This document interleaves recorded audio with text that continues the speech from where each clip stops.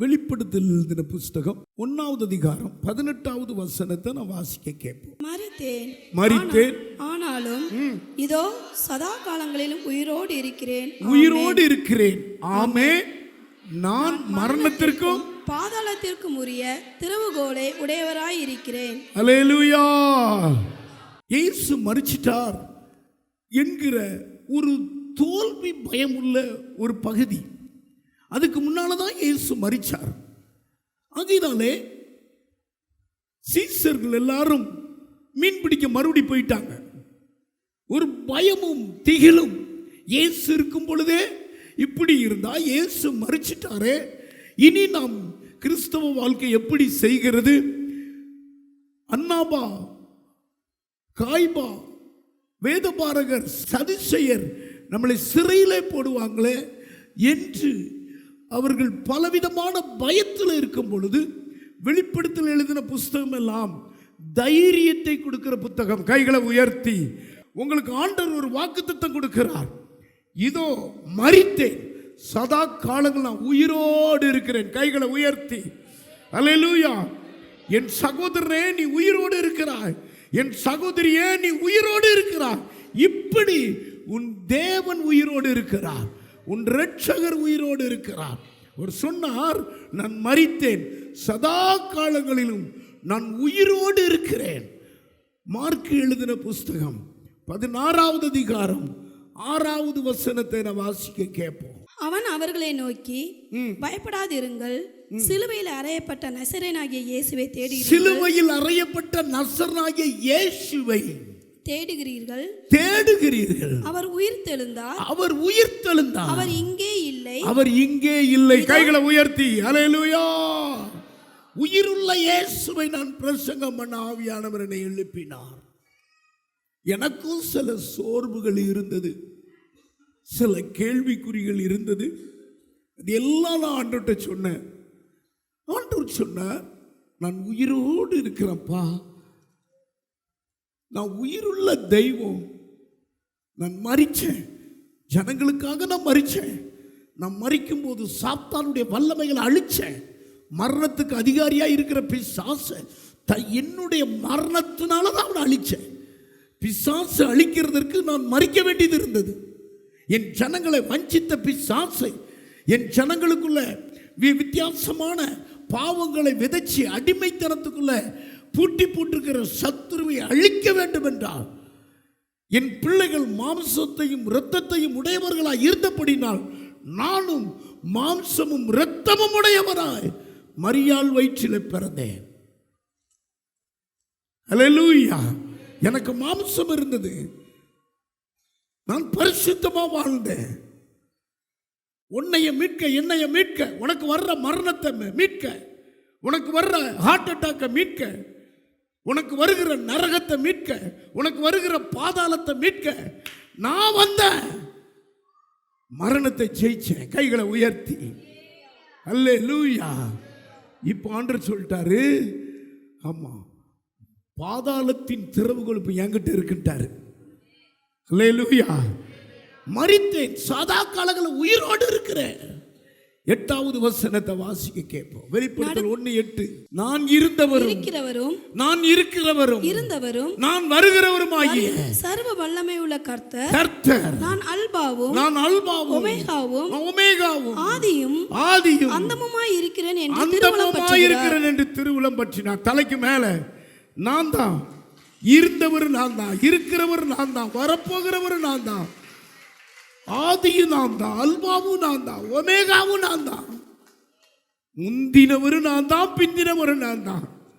இந்த வார்த்தை கிடைச்ச உடனே உள்ளம் கலிகூற ஆரம்பித்தது.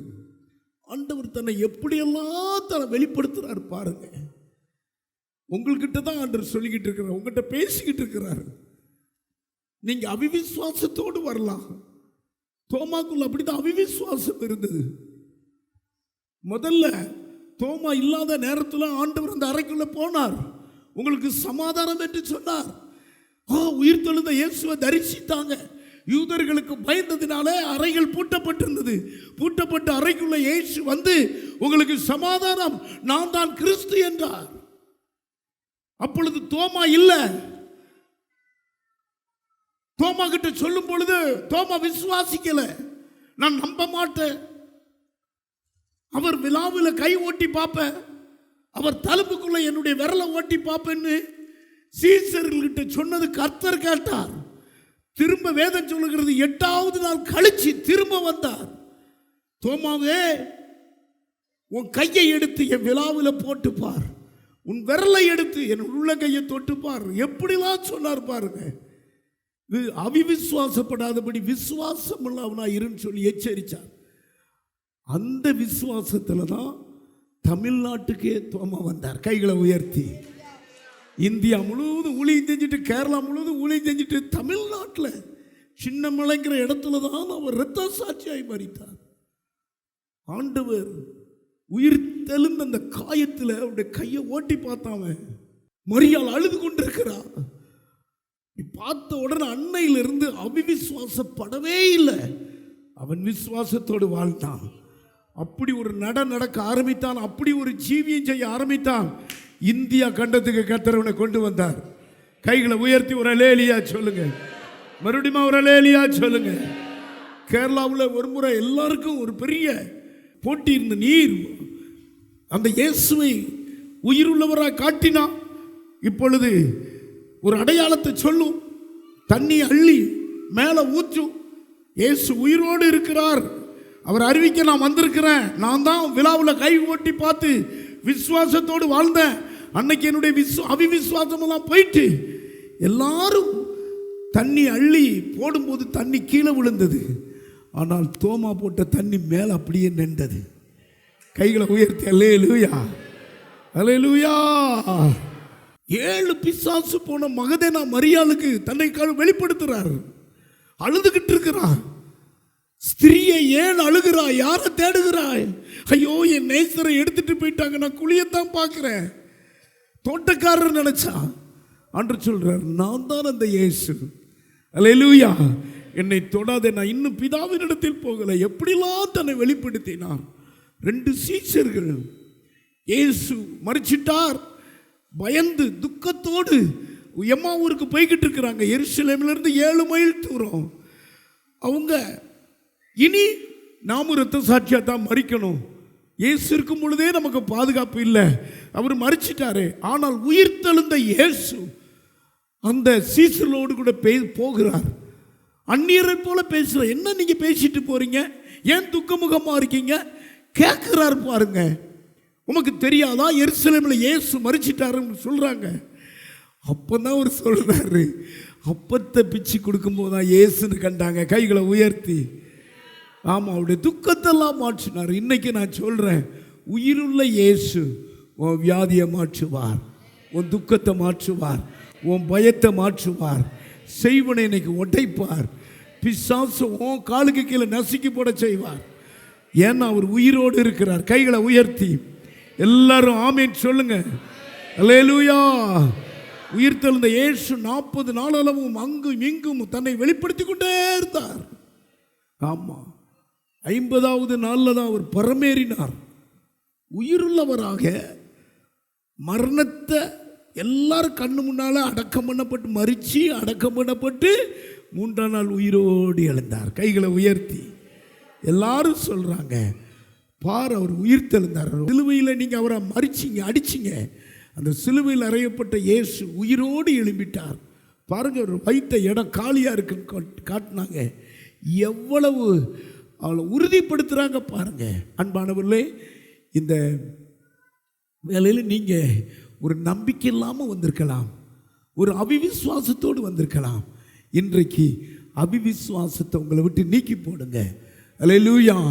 விசுவாசம் வளரட்டும், நம்பிக்கை வளரட்டும், கர்த்தர் அற்புதம் செய்வார். அல்லேலூயா. 3 காரியம் அவர் உயிர் தெழுந்தபடினாலே ஃபர்ஸ்ட் சீசர்களுக்கு உயிருள்ள இயேசு அற்புதம் செய்தார்.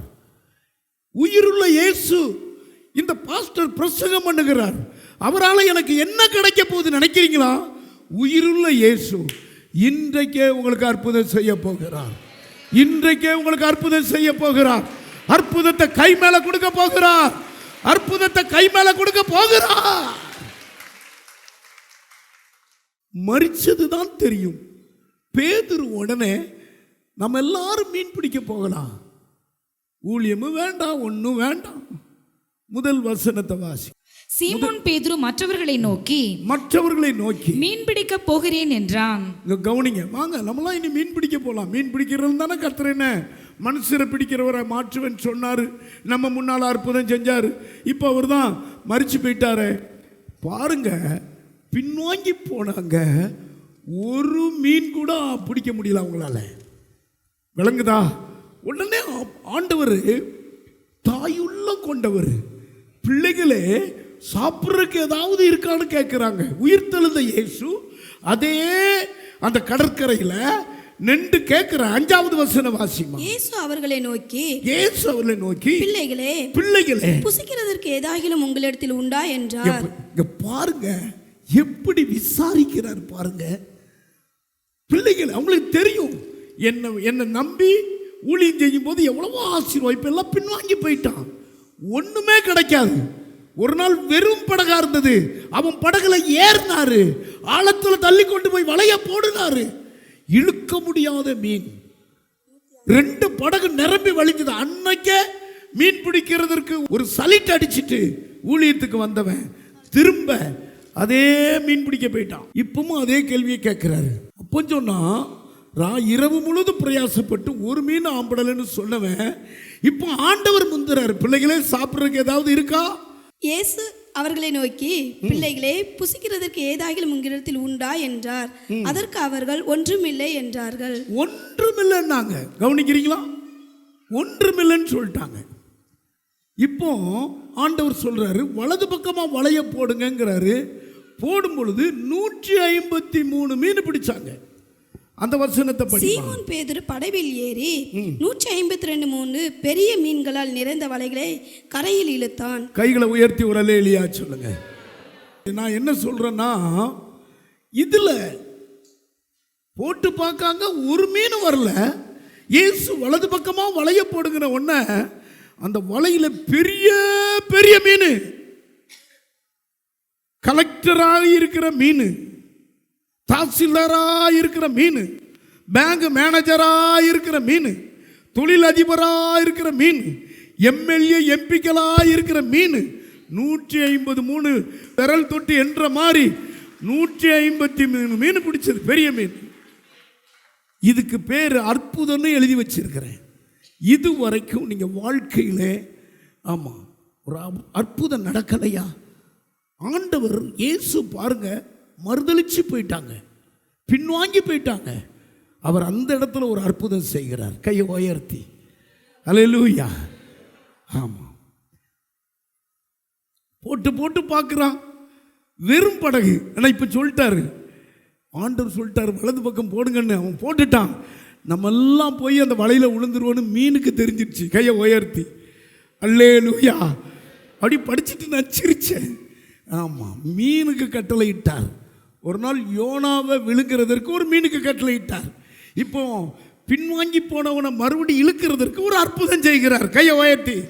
வெறும் வலையை தூக்கியிருப்பான்னு வச்சுக்கோங்களேன். அப்போ ஆண்டவர் இவர் தான் நம்ப மாட்டான். எல்லாருக்கும் தெரிஞ்சிருச்சு, ஆண்டவர் தான் இப்போ பேசுகிறார். உயிர்த்தெழுந்த இயேசு தான் வலது பக்கமாக வலைய போடுங்கன்னு சொல்கிறாருன்னு தெரிஞ்சு இப்படி போட்டா பாருங்க, அவ்வளோ மீன் கிடைச்சது. கையை தட்டுங்க பார்ப்போம். அற்புதம் நடந்தது, அற்புதம் நடந்தது, அற்புதம் நடந்தது. ஒருவர் சொன்னார், ஐயா நான் பேங்க்ல வேலை பார்க்குறேன், என் மனைவிக்கு குடல்ல கேன்சர், பாதி குடலை எடுக்கணுன்ட்டாங்க. ஆனால் நிறையா நான் இயேசுவை பற்றி கேள்விப்பட்டேன். கட்டு உடைக்கிற ஜபத்துக்கு எங்கள் பக்கத்து வீட்டிலேருந்து ஒருவர் வர்றாங்க, செல்வபுரத்துலேருந்து இங்கே வர்றாங்க. பாருங்க, எல்லாம் முடிஞ்சு போச்சு. அந்த பெண்ணோ 2 கையை வச்சு ஈர துணியை வச்சு வயிற்ற கட்டி இருக்குது. விட்டா வலி, இழுத்து கட்டி எலும்போடு எலும்பா அமத்துனா வலி இல்லை, விட்டா வலி. படுக்க சுருண்டு தான் வருது, காரில் இப்படி சுருண்டு வந்தது.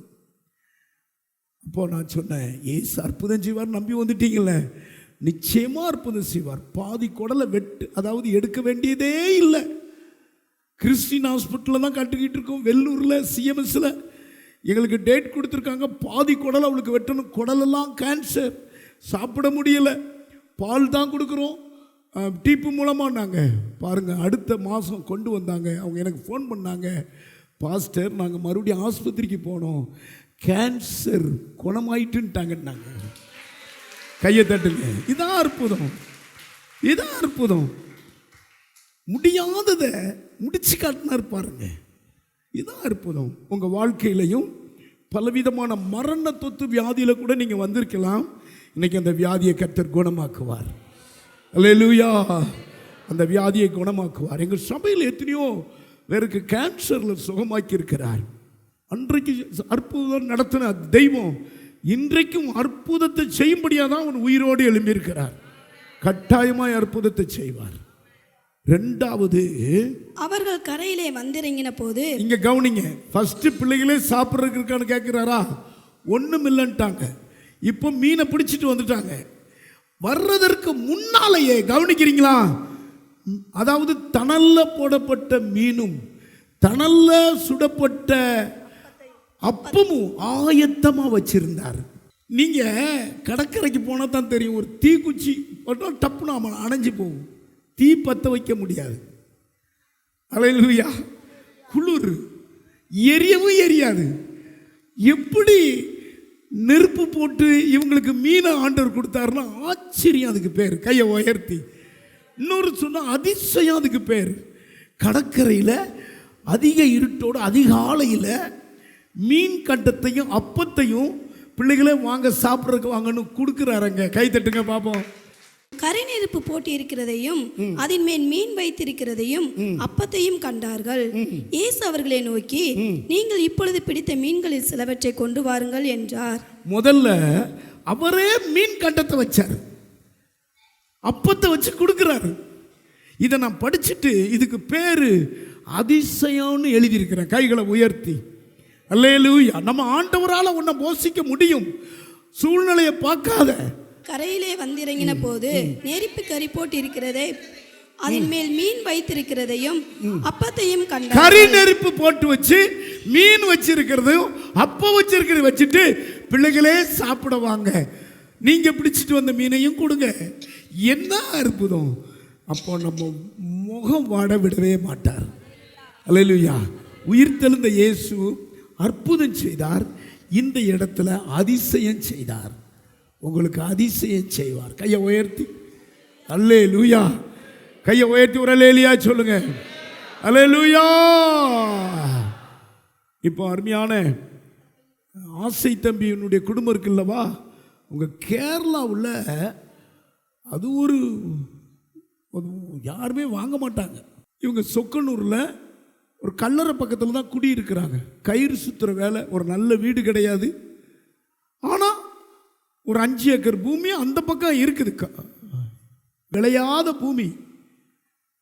பாருங்க, ரொம்ப நாளாக நானும் ஜெபம் பண்ணுவேன், ஐயா அதான் எங்களுக்கு சொத்து, அது எப்படியாவது விற்கணும். மனுஷன் போய் கேட்டால் 5 ஏக்கரும் 5 லட்சத்துக்கு தான் கேட்பான். அங்கெல்லாம் யாருப்பா வாங்க போகிறா? சரியான காடு, டெவலப் ஆகிறதுக்கு நம்ம இன்னும் நூற்றாண்டே வரும். எப்படியோ அந்த நேரங்களில் அவங்க வாங்கியிருக்காங்க. இப்போ பாருங்க, கவர்மெண்ட் ட்ரெயின் அதில் போகிறதுக்கு வாங்கியிருக்காங்க. கையை உயர்த்தி அவட வீட்டுக்காரர் என்னை கையை பிடிச்சி சொன்னார், இயேசு செய்த அதிசயம் பாஸ்டர், இது உண்மையாகவே இயேசு செய்த அதிசயம். அல்லேலூயா. பழனியிலிருந்து ஒரு சகோதரி நம்ம சபைக்கு வராங்க, இன்னைக்கு வந்திருப்பாங்கன்னு நினைக்கிறேன். 4 ஆம்பளைகள், ஒரே ஒரு பெண்ணு. அவங்க அம்மாவுக்கு கொஞ்சம் பழனியில் சொத்து இருக்குது. இப்போ எல்லாருக்கும் சரி பங்கு. அவங்க அண்ணன் என்ன சொல்கிறாங்கன்னா, உனக்கு நகை போட்டாச்சு, அம்மா சொத்து உனக்கு கிடையாது, உனக்கு நகை போட்டு கொடுத்துட்டோம், அம்மாவும் இல்லை அப்பா இல்லை, நீ பேசாமல் கையெழுத்து போடு. என்கிட்ட வர்றாங்க அவங்க. இப்போ நான் சொன்னேன், கொஞ்சம் கேளுங்க பாஸ்டர், இப்போ அது எத்தனையோ லட்சத்துக்கு விற்கிறாங்க பாஸ்டர். நான் கேட்டது எனக்கு ஒரு 5 லட்சத்தை கொடுன்னா தரவே மாட்டுக்கிறாங்க. வேறு எங்கள் வீட்டுக்காரர் சொல்லிட்டாரு, கையெழுத்து போட்டு விட்டுரு, தந்தாலும் சரி தராட்டாலும் சரி, அவங்க நல்லா இருக்கட்டும்னு சொல்லி போன செப்டம்பரில் கையெழுத்து போட்டிருக்காங்க. புது வருஷத்தில் 5 லட்சம் ரூபா அண்ணன் கொண்டு வந்து கொடுத்துருக்கிறாரு. அவங்க கூட இப்போ மேலே எல்லாமே அண்ணன்மார் தான், 4 பேர். அப்போ அவங்க என்ன சொன்னாங்கன்னா, இதெல்லாம் ஆண்டவர் செய்த அதிசயம். அவங்கள முட்டி முட்டி போய் சண்டை போட்டு நான் கேட்கல. இப்போ நாங்கள் பேச மாட்டோம். அன்னைக்கு கையெழுத்து போட்டுட்டு நாங்கள் பேசுகிறதே கிடையாது. எங்கள் அண்ணன் பொண்ணு கல்யாணத்துக்கு கிளம்பி நாங்கள் போகல. ஆனால் திடீர்னு எங்கள் 4 அண்ணன்மார் எங்கள் வீட்டுக்கு வந்து 5 லட்சம் ரூபாயை இருந்தா உன் பங்கு, நீ கேட்டைய நீ வாங்கிக்கோ, எங்ககிட்ட இனி சமாதானமாக இருந்து சொன்னாங்க. பாஸ்டர், எடுத்த உடனே உங்களுக்கு தான் ஃபோன் பண்ணுறேன் பாஸ்டர், இப்படி ஒரு அதிசயம் நடந்தது. நாங்கள் இது கர்த்தர் செய்த அதிசயம். கைகளை உயர்த்தி அல்லேலூயா. உங்களுக்கு இன்னைக்கு அதிசயம் செய்ய ஆண்டவர் போதுமானவராக இருக்கிறார். ஃபஸ்ட்டு அற்புதம் செய்தார். அற்புதம்லாம் என்ன என்ன அற்புதம் செஞ்சார்? ஒன்றும் பிடிக்க முடியாத அந்த வலையில் 153 மீன் பிடிச்சார். 2வது கரி நெருப்பு, தீ போடவே முடியாத இடத்துல கரி நெருப்பு மீன் கண்டத்தையும் அப்பத்தையும் கொடுத்து அவங்கள போஷித்தார். 3வது ஒன்று சொல்கிறேன், இழந்தது எல்லாவற்றையும் கொடுத்துட்டாரு. எல்லாரும் ஒரு அல்லேலூயா சொல்லுங்க. யோபு எழுதின புஸ்தகம் 19வது அதிகாரம் 25வது வசனத்தை நீங்கள் வாசித்தா, என் மீட்பர் உயிரோடு இருக்கிறார், அந்நிய கண்களால் அல்ல என் சொந்த கண்களாலே பார்ப்பேன். கவனிக்கிறீங்களா? எல்லாரும் நிந்திக்கிறாங்க, தேவனை தூசித்து ஜீவனை விடு மனைவி சொல்றான். இவர் பாருங்க, வாசிமா, என் மீட்பர் உயிரோடு இருக்கிறார். எல்லாரும் சொல்லுங்களேன் கையை உயர்த்தி, என் மீட்பர் உயிரோடு இருக்கிறார், என் மீட்பர் உயிரோடு இருக்கிறார். அவர் கடைசி நாளில் பூமியின் மேல் நிற்பார் என்றும், கடைசி நாளில் பூமியின் மேல் நிற்பார் என்றும் நான் அறிந்திருக்கிறேன். நான் அறிஞ்சிருக்கேன். பாருங்க எவ்வளவு விசுவாசம் பாருங்க. என் தோல் முதலானவர்கள் அழுகி போனாலும் அவரை நானே பார்ப்பேன். எல்லாரும் நிந்திக்கிறாங்க, சிநேகிதர்கள் எல்லாம் பரியாசம் பண்றாங்க. மனைவி சொல்றா, ஏன் உத்தமத்தில் நிற்கிறீர், தேவனை தூசித்து ஜீவனை விடும். 10 பிள்ளைகளும் செத்து போச்சு, நம்முடைய உடைமைகள் எல்லாம் போச்சு, நீர் சாம்பலை பூசிக்கிட்டு இருக்கிறீர். ஆனால் அந்த யோபு சொல்றார், என் மீட்பர் உயிரோடு இருக்கிறார். இதை பச்சை மரத்தில் ஆணி அடித்தா எப்படி பிடுங்க முடியாது, அப்படி நீங்கள் வச்சுக்கிடணும். என்ன வந்தாலும் அசைக்கக்கூடாது. அப்படித்தான் யோபு வச்சிருந்தார். ஆமாம், அந்த வசனத்தை பாருங்களேன். நானே பார்ப்பேன், அந்நிய கண்களால் அல்ல சொந்த கண்களே பார்க்குங்கிறார். அதே மாதிரி இழந்த எல்லாவற்றையும் இரட்டிப்பாய் கொடுத்து பெற்றார். யோபு எழுதின புஸ்தகம் 42வது அதிகாரம் 10வது வசனத்தை நீங்க வாசித்தா, யோபு தன் சிநேகிதருக்காக வேண்டுதல் செய்த போது ஜெபம் பண்றதை விடவே இல்லை, விசுவாசத்தை விடவே இல்லை, என் மீட்பர் உயிரோடு இருக்கிறாருங்கிற நம்பிக்கையை விடவே இல்லை. அவர் என்ன நடந்தது? கர்த்தர் அவன் சிறையிருப்பை மாற்றினார். கர்த்தர் அவன் சிறையிருப்பை மாற்றினார். யோபுக்கு முன் இருந்த எல்லாவற்றையும் பார்க்கலாம் இரட்டத்தனையாக கர்த்தர் அவனுக்கு தந்தருளினார். எல்லாரும் எந்திரிச்சு நெல்லுங்க பாப்போம், தலையில கை வைங்க. இழந்த எல்லாவற்றையும் ஒரு சகோதரி சொன்னாங்க, 6 முறை நான் கருவுற்றேன் பாஸ்டர், 6 முறை கருவுற்றேன், ஆனால் 5 மாதம் 3 மாதம் அது அழிஞ்சிரும், அபேசன் ஆயிரும். அந்த கரு வளர்ச்சி அடையும் பொழுது என் கற்பை போய் தாங்க முடியாது. கவனிக்கிறீங்களா? அதுக்கு அடுத்து எனக்கு 11 வருஷமாச்சு கல்யாணம் ஆகி. ஆரம்பத்தில் 5 வருஷம் 3 மாதம் 4 மாதத்தில் கழிஞ்சிரும், வயிற்றில் நிற்காது, குழந்தையா கிடைக்காது. அதுக்கு அடுத்து 5 வருஷம் ஒரு குழந்தை கிடையாது. இப்போ 2 ஆம்பளை பையங்க, 2 பையங்களை கொடுத்துட்டார் கர்த்தர். சொல்கிறாங்க 11 வருஷம் கழிச்சு உயிருள்ள பிள்ளைகளா 2 பிள்ளைகள், 2 பிள்ளைகளை கர்த்தர் எனக்கு தந்திருக்கிறார். அது 2 ஆண் குழந்தைகள். கைகளை உயர்த்தி, நிந்த வரும்பொழுது, பிரச்சனை வரும்பொழுது எனக்கு தெரியும், ஆமாம் அதை தாமதித்தாலும் என் ஆண்டவர் எனக்கு தரமா தருவார். எல்லாரும் தலையில் கை வைங்க. இந்த அற்புதங்களை செய்கிறார். உன்னுடைய கற்பங்களில் கர்த்தர் குழந்தை பாக்கியத்தை தாரார். ஐயா, நான் மாசமாக இருந்து அந்த குழந்தை அபேஷன் ஆயிட்டியா, எனக்கு ஒரு குழந்தை கிடைக்கலையே. யோபுக்கு எப்படி திரும்ப ரெட்டிப்பாய் கர்த்தர் கொடுத்தார். இழந்த பிள்ளைகளை திரும்ப 10 பிள்ளைகளை கொடுத்தார். அல்லேலூயா. கர்த்தர் இப்போ கவனிங்க ஐயா, ஒரு நிமிஷம் ஆண்டவர் இங்கே வருவார். உடைய சிலுவை காட்சியை பாருங்க. நானும் பார்க்க ஆசையாக இருக்கிறேன். அவர் தான் அற்புதம் செய்வார். உங்கள் தலையில் கை வைங்களேன், தலையில் கை வைங்க. ஆமாம், அவர் உயிரோடு இருக்கிறார். மரித்த இந்த வசனத்தை நீங்கள் மறக்கக்கூடாது. மரித்தேன், இதோ சதா காலங்களிலும் உயிரோடு இருக்கிறேன். மரணத்திற்கும் பாதாளத்துக்குரிய திறவுகள் என்கிட்ட இருக்கிறது. இருக்கிறவர் அவர் சொல்றார், நான் இருந்தவரும் இருக்கிறவரும் வருகிறவரும் ஆகிய சர்வ வல்லமையுள்ள தேவன். நான் அல்பாவும் நான் ஓமேகாவும் நான் முந்தினவரும் நான் பிந்தினவருமாயிருக்கிற நான் தான் உன்னை ரட்சித்த. தலையில கை வைங்க. உங்களுக்கு இந்த அற்புதம் செய்ய இயேசு சிலுவையில் மரித்தாரு, இயேசு ரத்தம் சிந்தினாரு. அதை ஒரே நிமிடம் நினைங்க. ஹல்லேலூயா. நாம் அடிக்கப்பட வேண்டிய இடத்துல இயேசு அடிக்கப்பட்டாரு, நாம் நொறுக்கப்பட வேண்டிய இடத்துல இயேசு நொறுக்கப்பட்டாரு. நமக்கு சமாதானத்தை உண்டு பண்ணும் ஆக்கினை அவர் மேல் வந்ததே. பாருங்க, உயிருள்ள இருக்கிற இயேசு உங்களுக்கு அற்புதம் செய்ய அவர் உயிருள்ளவரா இருக்கிறார். உங்களுக்கு அதிசயம் செய்ய உயிருள்ளவரா இருக்கிறார். இழந்த எல்லாவற்றையும் ரெட்டிப்பாய் கொடுக்க அவர் உயிருள்ளவரா இருக்கிறார். அவரை பாருங்க, சிலுவை பாருங்க. ராமா காத்தா ராமா கரா. சூனிய கட்டு உடையுது, மாந்திரிய கட்டு உடையுது, செய்வன கட்டு உடைகிறது, கர்த்தருடைய வல்லமை இறங்குகிறது. ஹல்லேலூயா. என் பரலோக தகப்பனே, நீர் உயிருள்ள தெய்வம். அற்புதத்தை செய்ய உயிருள்ளவரா இருக்கிறேன், அதிசயத்தை செய்ய உயிருள்ளவரா இருக்கிறேன், ரெட்டிப்பான இழந்தவைகள் எல்லாம் தர்றதற்கு நீர் உயிருள்ளவரா இருக்கிறேன். அப்படி செய்யும் இயேசுவின் நாமத்தில் ஆமென். டிவி நிகழ்ச்சிகள் நமது சபையின் மூலம் பொள்ளாச்சி முழுவதும் 24 மணி நேரமும் ஜேகிங் டிவி ஒளிபரப்பப்படுகிறது. விகே செட்டப் பாக்ஸில் 112வது சேனலிலும், டிசிசிஎல் செட்டப் பாக்ஸில் 152வது சேனலிலும், எஸ்சிவி செட்டப் பாக்ஸில் 217வது சேனலிலும், டாக்ஸ் செட்டப் பாக்ஸில் 62வது சேனலிலும் நமது சபையின் பாடல்கள், ஆராதனைகள், செய்திகள் ஒளிபரப்பப்படுகிறது.